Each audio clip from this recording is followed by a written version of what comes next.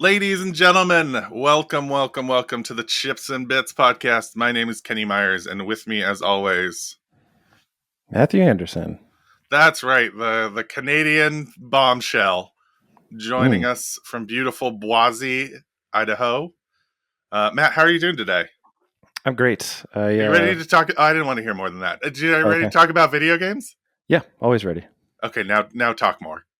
I was just, I still have a little bit of, this is a for those not watching, just listening, this is a surprisingly non-frequent morning podcast for Kenny and I. And I've noticed as I'm talking, I still have a little bit of my morning voice. So you'll get. And what are we mourning today? The deep, is it the sultry death of the AA game? Death is that what we're mourning?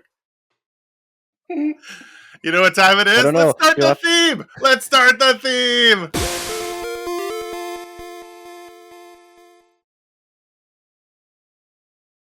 Oh God! The theme broke! Oh, maybe we're mourning this podcast. It's over. Let's try it again. Thanks, Zedcaster.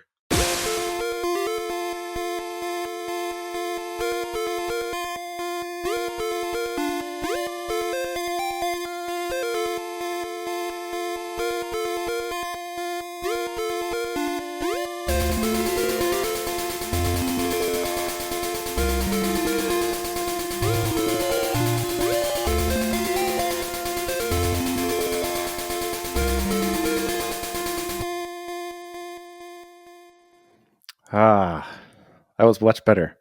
I wish people could see the dances we do during the theme. Can't they?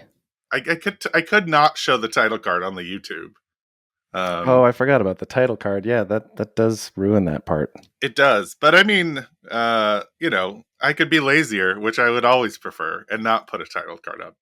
Like the bare minimum amount of editing, and I still don't want to do it. They can see your giant coffee mug, though, steaming up one side of your glasses. Is it? Yes. There it is. There it is. Today, we're talking about Senua's Saga, Hellblade 2. Yeah. They reversed the colon. They did. It is a sequel to a game that I did not care for and that you did really love. Yes. Which was Hellblade. Although Senua's Saga. To clarify, my review of the original game was that it felt a lot like one of those games where sort of like the sum of all the parts, the sum was greater than all the parts, and that there was a lot of potential, and I really liked what they were doing and where they were going with it.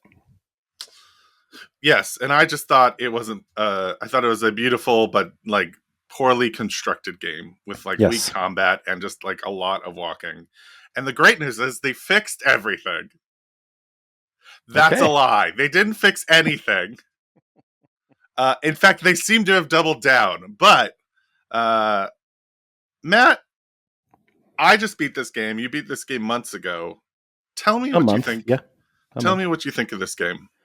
I would say you just heard me sum up my review of the original. I would say my review of this one is the exact opposite. Like, my summary for this game is that the individual parts are quite impressive in their own merits. And the sum of all those parts is one of the most boring games I've ever played. It's just, I mean, it's quite the slog. There's way too much walking.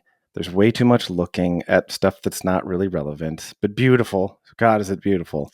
It is maybe the most beautiful game I've ever played. It's intensely realistic, in especially with facial expressions and some of the environment aspects that they play with. You know what they really nailed? Rocks. What? Right? Yeah, actually. They did do rocks really well. They really did rocks justice in this game. It's going to be hard to make rocks better than in Senua's Saga, Hellblade 2. Yeah, also, like distanced water. They also did a fantastic job. Yeah, and particle effects. I feel like the particle effects in this game were pretty great. Yeah, so you do a lot of walking, you do a lot of looking. Even walking is an interesting choice. because mostly in games they at least give you the option to really speed up. But in this Yes. game, they really stick to the realistic pace of walking. Yeah, you can And you either walk or you can do like a light jog. a light jog that uh, Matt gave me the advice, and if you're going to play this game, I recommend you do it too. Go into the accessibility options and turn on the run toggle, because Yep. otherwise it is so painful to walk Yes. around this game. Like Sekiro, you will develop a blister on one of your fingers, except it will be the inside of your left thumb, and you'll get so annoyed from just pressing sprint over and over and over again that you might not finish the game. And unlike Sekiro, this isn't that good of a game. Unlike Sekiro, the parry-based combat system is a nightmare in this game. It's such a nightmare. So one of the things this game does is it doesn't tell you anything. Right. You Which usually essentially we can love. We can love that sometimes. we can absolutely love an immersive game like that. Like, but it's not like Elden Ring or like FromSoft doesn't tell you anything. Like they Right. at least are like, hey, use LB to parry. This game literally just throws you in and occasionally puts up tutorials.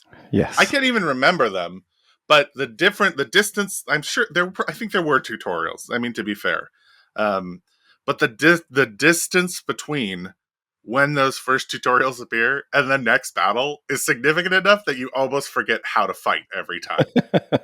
I can't tell you how many times I pressed and this is trained from Dark Souls, like the LB button to parry when it was the RB button. Like that, there was a whole half of the controller you didn't use. In fact, you probably Yes. only use 4 buttons in this game, pretty much. Yeah, I mean, and that's not even mentioning the fact that what they're trying to do with this combat system is make parry very important. It's the only way you can boost this super meter and counter sort of like this deluge of quick time style attacks that are coming your way. It's not the But only way. You could dodge and get and yes, boost the you can. meter. But like the timing on these things is poor. There's almost no subtle indication in some of the movements. The sort of like the responsiveness of the controls based on what you're trying to do and when you want to parry and dodge also seems delayed and slowed. And so there's this painful aspect of the parrying mechanic, which seems like it's important. And what the combat system then turns into in almost every fight is, let me just see if I can block/survive enough until I get my boost meter, then press the boost meter and kill a guy instantly. And that's just not fun to do that 150 times in a game. It was not fun. And beyond that, there were things that they added in, like they have the unparryable attack, Yeah. which is poorly telegraphed. And then they have like directional dodging, which Mm-hmm. is so bad, like because the enemy like shoots straight forward. And if you're Yes. in the way, it's just so bad. The combat in this game is like, it's beautiful looking, like, Mm-hmm. but it is so bad. And the way that you encounter it, I remember The Last of Us, where I talked about like, oh, it telegraphs like when you're gonna fight and you're just in this like thing. In Yep. Hellblade, it's almost always a circle. Like you're Yes. always in a circle, and it's always just like random guys spawning from the shadows, Yep. and it Like you looks beat a guy and then it's like beautiful. a guy's coming and you turn, you fight that guy, and then you Yeah. turn and you fight this guy. Kill animation that takes like 10 seconds. Looks cool. Next guy spawns. Am I done yet? Do I have enough power to make this go quickly? Yep.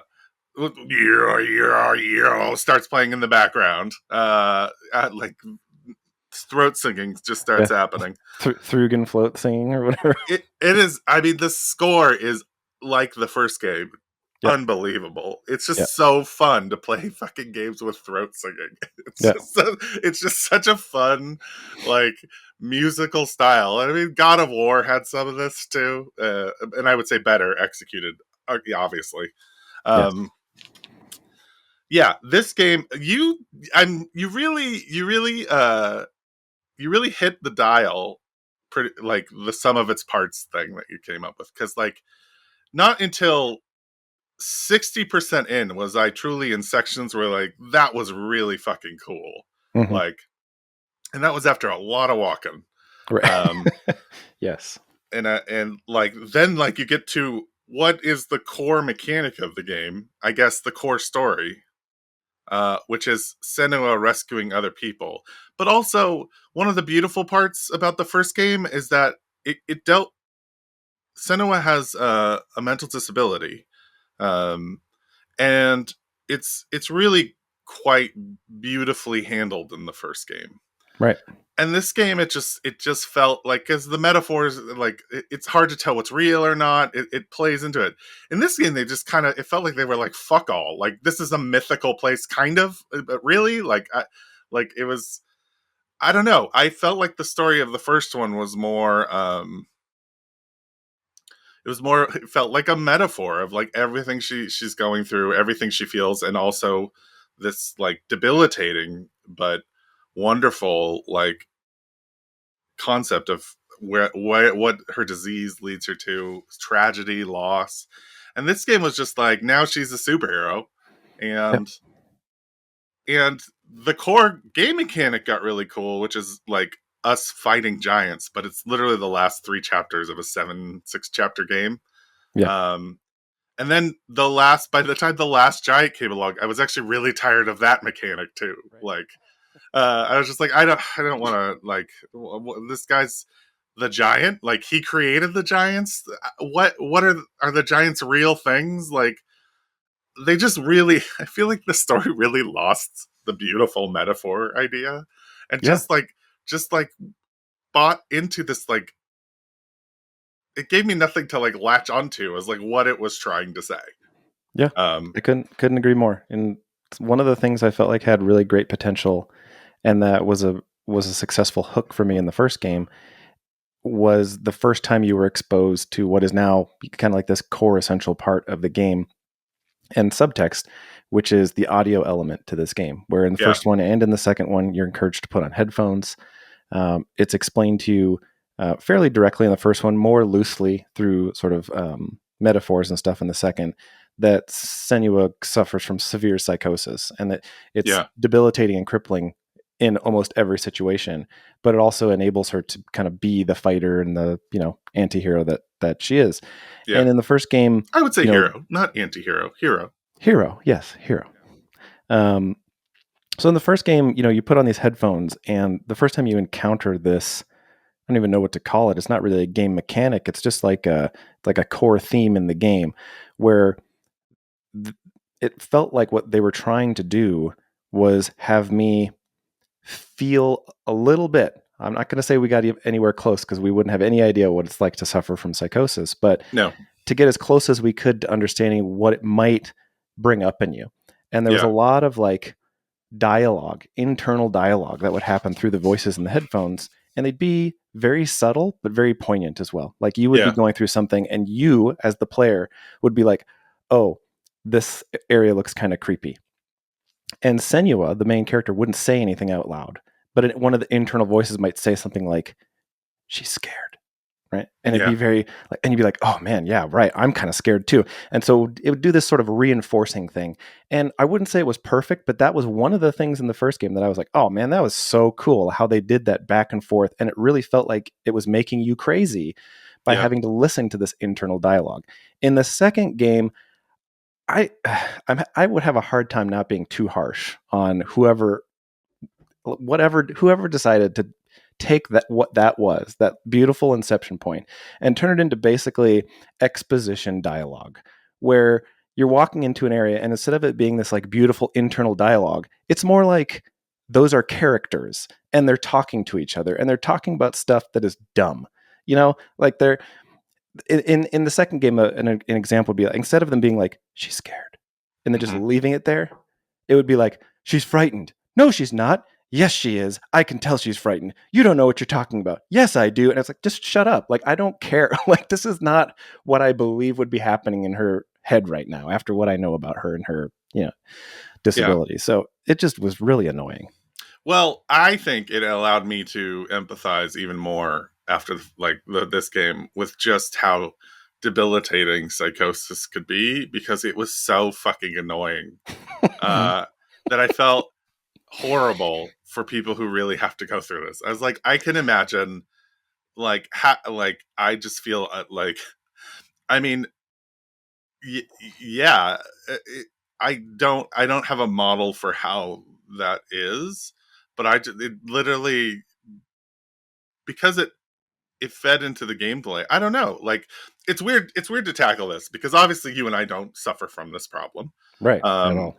uh and I think it's fair to say that it's debilitating, based on everything I've read about it, as well as just experiencing this version of it. If this is the version that people experience, it's awful. I didn't care for it much in the first game. It's like, it's really bad. And I know, like, it's hard to review that because it's like, well, we didn't like the writing of it, but also I have to feel like people with psychosis, like, they have some bad authors that speak to them. I like, it's Sure. like, this feels that part made me just feel more and more empathy and like sympathy for people who deal with this disease. It's Hmm. tragic disease. Anyone who's able to fucking breathe with this disease in the morning is a hero in my fucking book. Like if this is even a like hint of what it's like it is so difficult. So I did appreciate that part. And so it's hard for me to sort of like gauge that review. Like, should it be a part of the game mechanic, or is it part of like the difficulty game mechanic, right? Like the internal voices, should it be part of the story? Like, how much, like, they did a ton of research, I remember, from the original game. So Yeah. my assumption is they continued that. So I actually find that part difficult to bottle, like, into Yep. like a, like, it's really good or like it's really bad. It just, I don't know, it feels terrible. um it was different because the metaphor of it wasn't interwoven into this game, like, of the psychosis, in terms of how it played into the plot so much, like you said, pretty much. I think, yeah, for me, I, I totally feel you, and I'm happy that you had that reaction to it because that's more like what I was hoping would happen from me in the first one. And it is a subtle difference, but I just think that in the first one, the internal dialogue felt crazy making to me. Like Yeah, it felt like it was stirring up stuff in my brain. It was making it feel stressful, and it was filling me with anxiety sometimes, and making it difficult for me to like play the game without stress. And yeah, in this one, it was just annoying. And I don't think the kind of annoying that I would hope you were going for, if this is what you were trying to tackle. Like I don't think yeah. so. That's how it landed with me. I'm It's I'm interesting glad because it it's didn't like, with you. it's like it. No, I mean, it was very annoying, but also like that might be the thread. Like, it there. I guess, to like my point, to sort of tackle on to how I feel about this game. It's very annoying to have psychosis and have to play this game with that, if that is how it is. like Hellblade's character also has to be involved in this world with all this shit while dealing with this. Like, I am like Senua, like, oh, that's terrible. You have to go through rock walking simulator. And Right, but it's also like have these fucking voices that are really annoying. And I assume that's true to form based on the last thing, and I'm sure it's different levels. And I want to be really cautious here, and like, I felt annoyed, and I thought to myself, this disease totally sucks. If this is yeah, even 1/10 the truth of this, like, this is maddening. And I 100% believe that anyone with like any sort of disease, like, there's got to be bad writers in your sure, head sure, yeah, too. yeah, Like, there yep, isn't all. So I don't know. Like, that's why I feel it's challenging tackling that. Except to say, yeah, like, for I'm sure. sad that if you had psychosis and then you had to fucking deal with these assholes and their rock giants, like, like it's just like And you the had to hidden walk the everywhere you hidden wanted people to are go. just being assholes. Just give us the answer. The hidden people, and they're like, yeah, yeah, yeah, yeah. Like, they just, it's just, yeah, I mean, so I was annoyed like you were. I was Mhm. like, please just shut up. But also, that's kind of the problem, right? Like, it's like, that is, at least from my understanding of this, a part of psychosis, is that madness.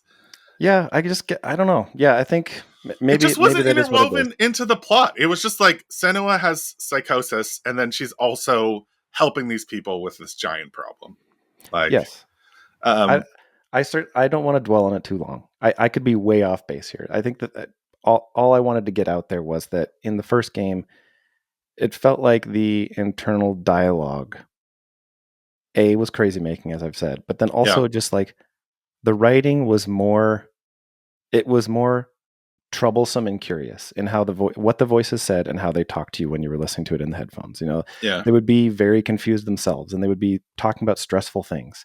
In the second one, the writing to me just felt purely like exposition dialogue. It was just like, they believe in you, and it's like, yeah, we fine. Like, it's just so cheesy. Like, I don't believe that someone, and maybe that's where I'm wrong because I have no idea what it's like. It doesn't strike me as something that someone with psychosis would have, in that situation would be like talking to themselves, be like, they believe in you. No, they don't. Yes, they do. No, it's like, okay, we get it. Like, it was just boring dialogue.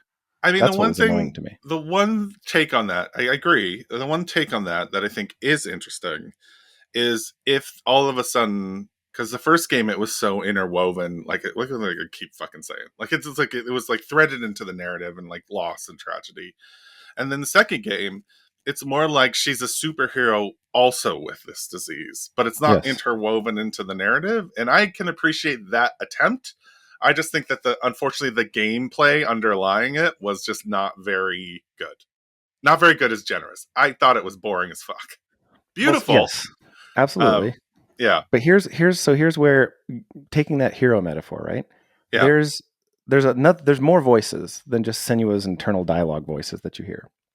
There's also her, like, I don't know what to call it other than like her trauma voice. Like, she's got this voice that is of a past person that she knew that had a bad situation with, and every time she encounters something that you and or her internal dialogue believe is cannot be overcome, this voice will chime in and try to make it even more difficult for Senua to cross that river. And it's this amazing, one of those deep demon voices, just like yeah, yeah. Senua. That's in the first game Rah. too. That Yeah, guy's in it's in the the first first game game. too. Yeah. I believe it is one of her voices. Yes. Well, yeah. Yeah, I don't know how to word it other than like, she's got like the angel devil thing going on, but right. then she's also got this like She's got like super devil. Yeah. the plot doubt voice. Like Yes, it the is. plot It doubt does. voice. It shows up. It's like the personalization of like severe doubt, Absolutely. It's crippling like it doubt, comes up in those moments where it's like you're really and it supposed to is believe can't do such it. a delightful It's voice. so good. And they And nail it again in it's this game. yeah. It's just so. It's just it's heartbreaking. Sorry, Yeah. continue. So what I was going to point out there is that part of why I thought it worked better in the first game was that you always have that voice as the fallback to be the catalyst to push through all the emotional stuff, to get to like move the plot along, to get Senua to the next situation. And that one was always really well done. So I think like moving into the second game, if they had wanted to take that more like superhero route with these, with the disability, they still had that as like a clutch fallback that they could have used. And I don't think they needed to lean so far into this like, yeah, I don't know how to describe it other than like it's like that it's like the head in God of War. It's like purely exposition based dialogue, and it didn't feel as crazy making. It Yeah. just felt annoying. And I think they could have just Whereas the relied head in more on God the, of War is just one of the best because he's a yeah, just storyteller. He hilarious. just Yeah. tells mythology. It's really lovely. Yeah. Um, hard not to That compare that Viking saddened games. that saddened me in this game because I Yeah, was really excited to put my headphones back in and feel crazy, but not because I had to press run toggle 15 times a minute and listen to boring, you know, uh, real life drama happening. It just, that was not what I was did you looking for. ever? There's a mechanic in this game where there's these hidden posts. Yeah, it's so stupid. I hate it. I would go. I felt like I would. It's actually the best progress meter you have for the game. Right, because you're like, how much longer do I have? Longer? There's 1, 2, 3, 4, 5, 6 more dots. Okay, I'm Yeah. almost done. Until they start like spreading them out severely in the end. In the beginning, they're like this, and it's your dad, the character of your dad, telling stories of mythology. But it's so funny that you brought up the head because those stories he's telling almost similar Yeah, stories yeah, yeah. from God of War, but they're Hmm. so delightful because they're just so. I mean, it's a different character, it's different Sure. playful, but it's just like it is. I love mythology. Every time I would find this hidden post, it gives you a little story about the mythology of the land. I would just like roll my eyes and then like, start talking about. It starts with a very Norwegian name, and then it Hmm. goes into the same sort of thing, like hated the days when it came through, and it was just like there was nothing. the audio experience, even if it was the audio was like well recorded, it's well done, the music was great, and it Yep. was beautiful. This is like it felt like such like a it's like an empty M&M, right? It's just Mm-hmm. like it has a beautiful hard candy shell, and you're really excited to find something in the middle, but you're just like chomp through, and then you just like hit the other end, like if there's nothing there, um, I would which have is described really a it more as bummer. like a peanut butter M&M that you crunch into, and then you realize it's crunchy peanut butter on the inside. You're like, God damn Then it! you realize someone slipped an almond M&M Yeah, into exactly. You're like, you're oh like, God. oh god. Um, Um, I so can't the imagine the real horror is for people experiencing this disease and also navigating the American health system. That was also a note. I was just like, this, like, to have this and to also be in America must be a fucking living nightmare. And it I must be like feel walking around in Hellblade too. This must just be a kind of what it's like. rocks. Yeah, Just a without, slog, an absolute, man. just painful slog. No, it's definitely much worse. And It is uh, much worse. Don't man, joke about that, Kenny. I wasn't joking about the disease. I just feel it did make me feel bad because it was so annoying. And I think it's fine to focus on that.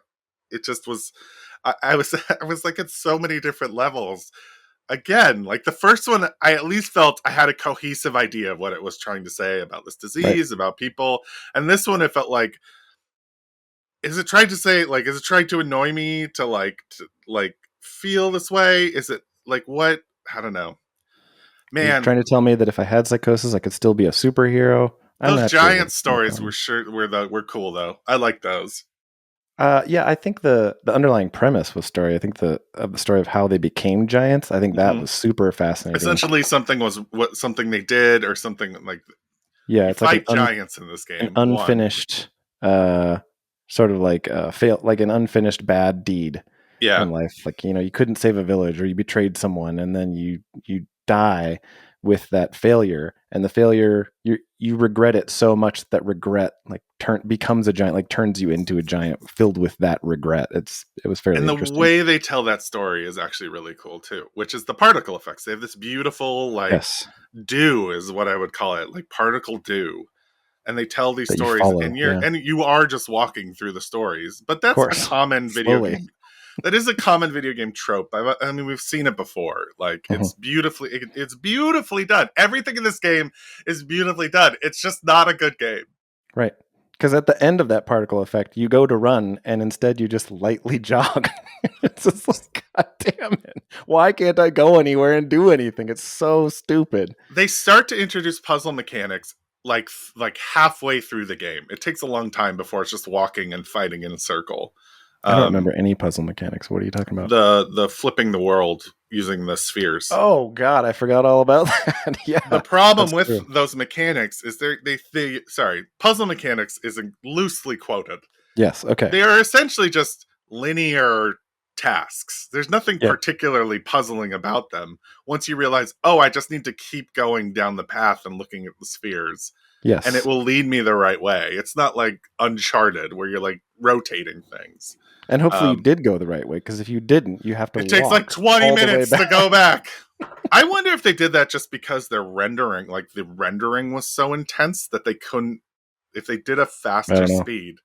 Like that, literally, that's how bad it was. I was like, is it like just the engine's too intense? Like like the visuals are so high def, like that they need to, like slow you down significantly, Mhm. noticeably.